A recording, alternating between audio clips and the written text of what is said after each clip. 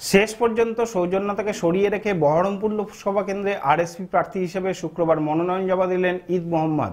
একদা ভরতপুরের বিধায়ক, এবার সাংসদ হওয়ার জন্য দৌড়ে নাম ডাকলেন।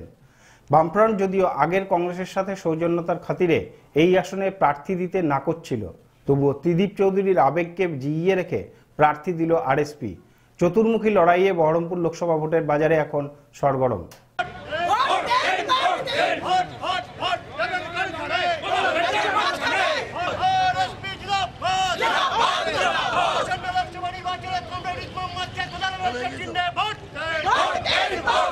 আমরা বিমান বোসকে একটা মেসেজ দিয়েছি, আমাদের ক্যান্ডিডেট ঈদ মোহাম্মদকে বামফ্রন্টের ক্যান্ডিডেট হিসেবে স্বীকৃতি দাও, এই কথা বলে পারে।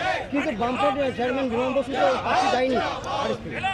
প্রার্থী দেয়নি, আমরা দিয়েছি। আমরা বলেছি একে অনুমতি দাও। আপনাকে সবাই চাইছিল, এতদিন আপনি ছিলেন, হঠাৎ কেন পরিবর্তন? আমার চিরকাল আমি দাঁড়াবো, আমারও তো বয়স হচ্ছে, শরীর খারাপ হচ্ছে, সেজন্য ইয়াং ম্যানকে দিয়েছি। চলো। কতটা আশাবাদী? আমরা খুবই আশাবাদী। বামফ্রন্ট সিপিএম কি ভোট দেবে মনে করছেন বহরমপুরে? কেন দেবে না? অবশ্যই দেবে। সিপিএম আমাদেরকে ভোট না দিয়ে কাকে দিতে পারবে না? আমাদের কি ভোট দেবে?